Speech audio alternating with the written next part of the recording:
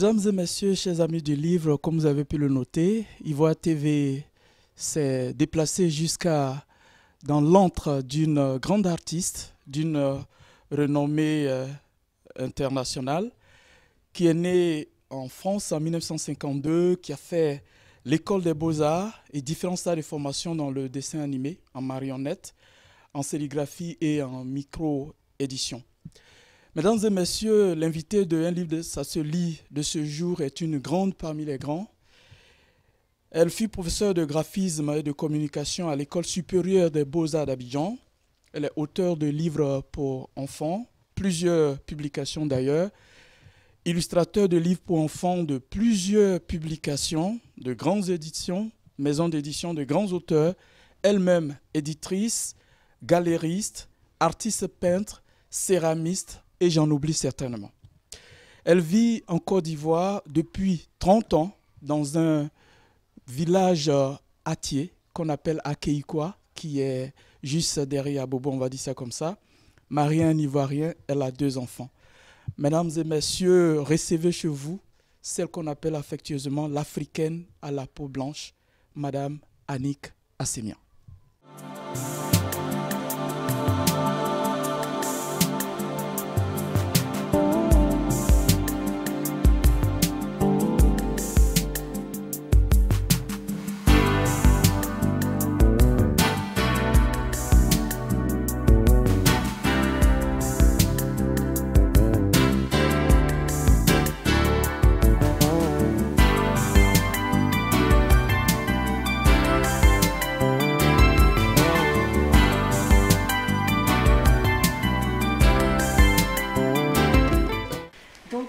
J'ai commencé ma carrière à l'école des beaux-arts, mais je n'y allais qu'une fois par semaine. Et c'était à l'âge de 10 ans. Et ici, j'ai l'un de mes dessins, réalisé donc à 10 ans, c'est la représentation d'un plâtre où on voit une femme porteuse d'eau qui est là et puis qui est soumise à notre appréciation. Ensuite, vers 12 ans, j'ai travaillé la sculpture. J'ai taillé la pierre, c'est à ce moment-là que j'ai commencé. Et puis régulièrement, après ces étapes-là, j'allais plus souvent aux Beaux-Arts, j'y allais le soir. Et là, c'est comme ça que j'ai été formée plus ou moins vite au dessin, à la peinture, à la sculpture. Mais au départ, c'était vraiment l'attaque de la matière, comme toujours. Encore maintenant. Très bien. Donc, au départ, il y avait du talent, très vite décelé par la mère. Oui. Et puis ensuite, vous avez été vous former dans des écoles spécialisées. On va dire ça comme ça. Tout à fait. Est-ce que la mère elle-même, elle était artiste pour qu'elle décèle si tôt cette si bonne graine qui va rapidement se développer? Effectivement, ma mère dessinait très bien. Ah oui. Mais elle n'a pas fait sa profession. Elle était mère au foyer, elle s'occupait de ses enfants et c'est déjà beaucoup. Mais c'est vrai que sans ma mère, peut-être que je ne serais pas allée aux Beaux-Arts. C'est pas... Très bien. Alors donc rapidement, vous avez été vous former, les diplômes ont été rapidement acquis aussi, Oui, plus tard. à la clé. Plus tard, bien sûr. Et c'est comme ça que petit à petit, quand je suis arrivée à Abidjan en 1985, oui, fois, bien sûr. j'ai pu enseigner aux Beaux-Arts d'Abidjan. C'est ça. Et puis, je suis restée 20 ans quand même. Oui. C'est pas petite affaire. Non, pas du tout. Mais avant de venir en Côte d'Ivoire, vous avez travaillé en France. Là-bas, vous vous êtes révélé. Quel a été votre parcours? On va dire ça comme ça. Qu'est-ce que vous avez pu réaliser là-bas sur place avec ce qui constitue le centre d'intérêt des gens? Vous avez peut-être envie d'en parler un peu. Oui, si on veut revenir dans ma période d'études, j'ai réalisé par exemple cette affiche. Cette affiche, c'est le premier prix de théâtre. Une affiche pour un théâtre à Tours. Et puis à partir de ce moment-là, comme je vous ai dit, quand on est étudiant, il faut beaucoup travailler. Moi, j'ai beaucoup travaillé le nu, notamment, parce que le dessin est à la base de toutes les recherches. Et puis petit à petit, j'ai travaillé dans le dessin animé. Quand j'étais à Paris, j'ai travaillé 10 ans pour René Goscinny, Lucky Luke, Astérix, Uderzo. J'ai travaillé pour la télévision française. On a fait beaucoup de séries de télévision. J'ai travaillé pour Paul Grimaud, Le Roi et l'Oiseau. Je fais partie de son équipe pour réaliser ce film. Et puis petit à petit, après le dessin animé, j'ai réalisé 2 films pour moi, 2 films d'auteur en dessin animé, mais pas pour les enfants, hein, c'est vraiment pour adultes. Et puis quand je suis arrivée en Côte d'Ivoire, en fait, je n'avais pas tellement l'intention de continuer dans le cinéma, parce que c'est quand même un univers qui revient cher, il faut une équipe, il faut tout ça. Et moi, ma sensibilité, c'était plutôt de travailler seule, pour essayer de m'en sortir en quelque sorte. Très bien. Pour avoir moins de contingence extérieure à m'occuper. C'est ça. Voilà, donc petit à petit, je me suis dirigée vers l'édition. Déjà en France, je travaillais pour les enfants, mais en privé en quelque sorte. C'est-à-dire j'avais écrit déjà des textes pour enfants, des aventures de pommes, des aventures, j'avais des recettes de cuisine aussi. Et puis c'est en arrivant en Côte d'Ivoire que j'ai décidé, dans les domaines de l'édition, de continuer dans cet esprit. Donc c'est là que sont nées l'aventure de Madame Mangue, Banane, Ananas, Noix de Coco. Et ça m'a permis également de proposer ces ouvrages, enfin ces propositions, ces projets d'ouvrages à mon diplôme supérieur des Beaux-Arts. Parce que dans ma besace, il me manquait un diplôme supérieur pour enseigner aux Beaux-Arts, à l'école des Beaux-Arts d'Abidjan. Donc il n'y a pas eu de problème, j'ai présenté surtout plein de travaux sur l'aventure de Madame Mangue. Et ça m'a permis d'avoir la mention très bien, avec des 17 et des 18, et puis c'était génial.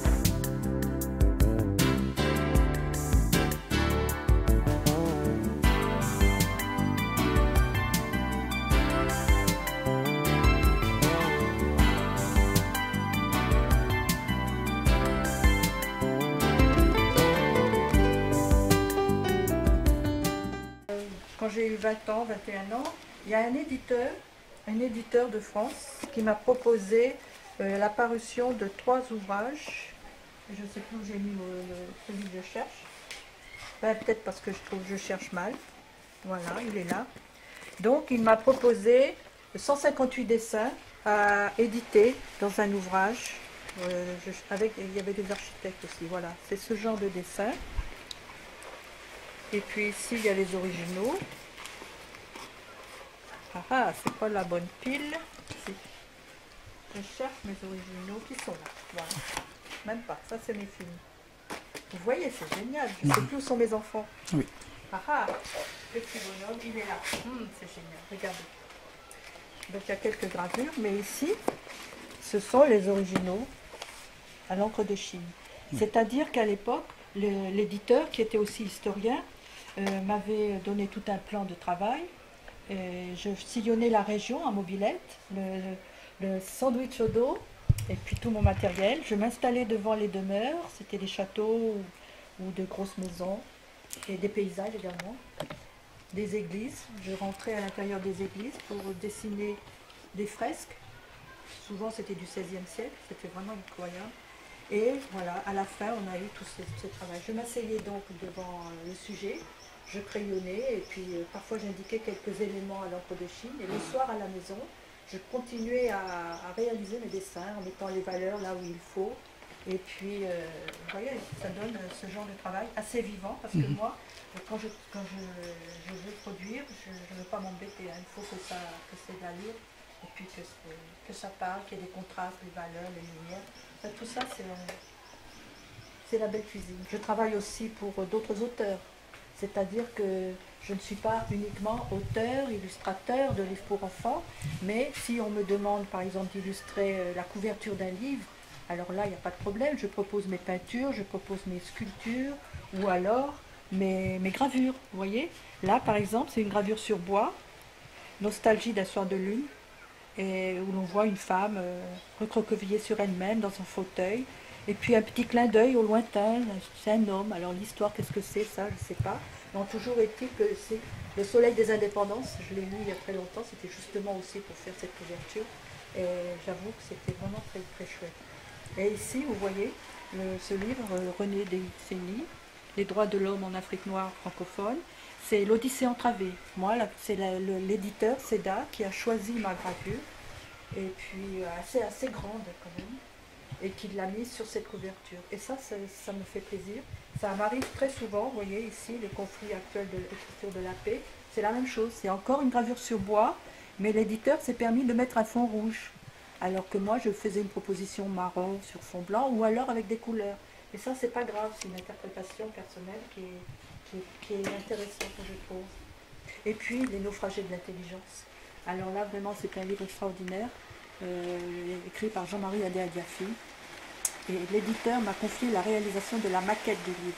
C'est-à-dire qu'en plus de la couverture, c'est-à-dire ici, c'est un petit tableau où l'on regarde un petit garçon, son regard au-dessus d'un mur. C'est peut-être un enfant de la rue, puisque dans le roman, il y a toujours les bourreaux d'enjaillement qui interviennent.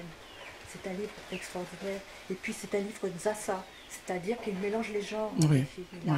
C'est un genre sans genre, c'est extraordinaire. Et moi, je me suis permis donc, avec l'autorisation de l'éditeur, d'intervenir avec des typos différentes, puisque je suis aussi maquettiste.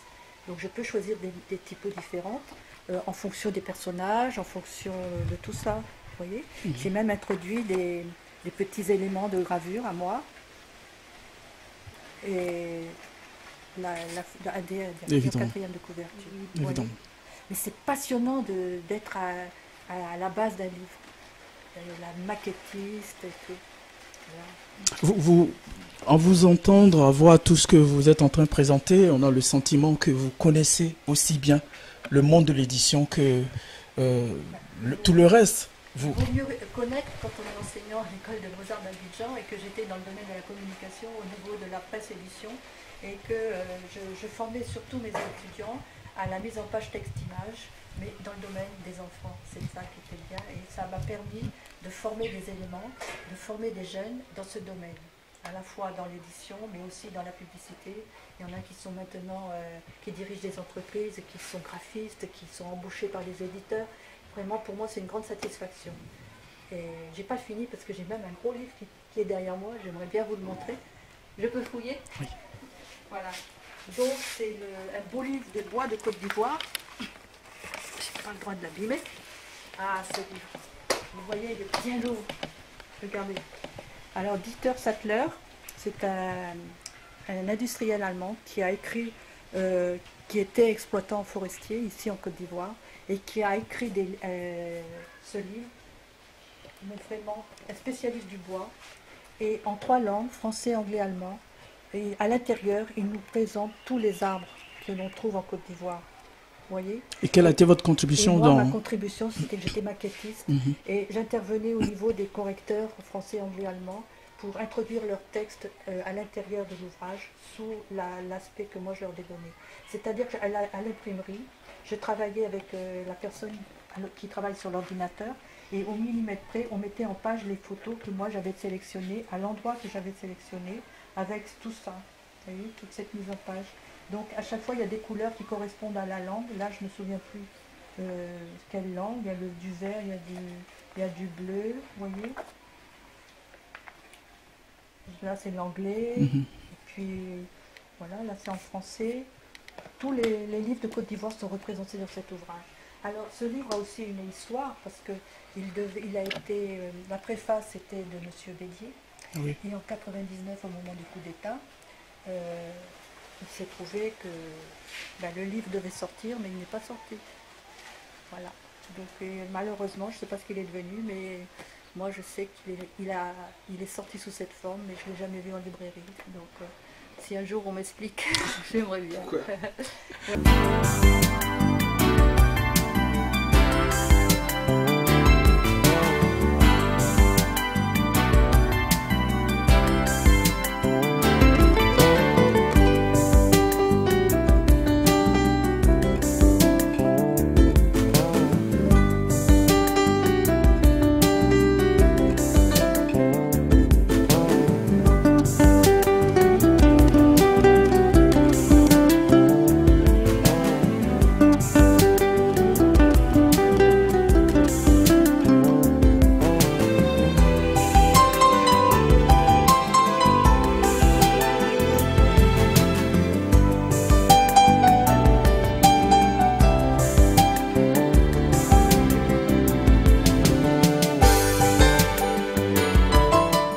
Madame Assémian, nous avons évolué, nous savons que vous êtes multidimensionnelle.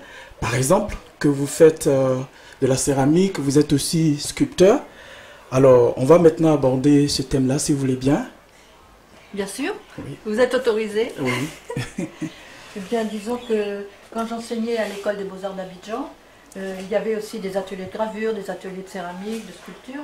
Mais pendant les 3 dernières années d'enseignement, surtout, je suis allée dans l'atelier de céramique et c'est là que j'ai beaucoup pétri la pâte, la terre glaise et puis que je me suis exprimée dans certaines de ces œuvres qui sont ici. Vous voyez, il y a des fauteuils, une table chat, il y a des portraits, des masques, comme des masques. Ça, c'est Cri d'Afrique, par exemple. C'est un visage qui souffre et qui a la forme de l'Afrique, ici, par exemple. Si je vous la montre, c'est une tête qui est en souffrance. C'est un peu ça. Je cherchais toujours les formes, les volumes, et puis après l'apport de la couleur. Mais toujours, vous voyez, c'est assez sensuel. C'est du Annie Casseignan. Oui.